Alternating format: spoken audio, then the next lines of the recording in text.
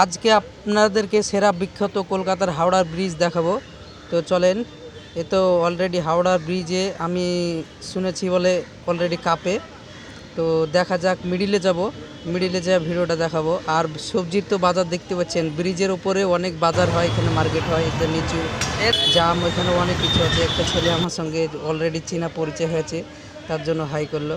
আম এখানে বিক্রি হয়, এখানে সবজি বাজার বিক্রি হয় ব্রিজের ওপরে ভাই। আর ব্রিজটা এত দুরন্ত কাঁপছে। আর এই যে পিলারটা দেখতে পাচ্ছেন, বহুত উঁচু উঁচু পিলার, এই পিলারটা। আর ওই মাথায় এদিকে দুটো, ওদিকে দুটো, চারটে পিলার।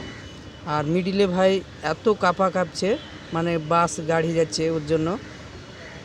আর দেখেন হাওড়া ব্রিজটা সেরা বিখ্যাত হচ্ছে কলকাতার হাওড়া ব্রিজ, এটাই।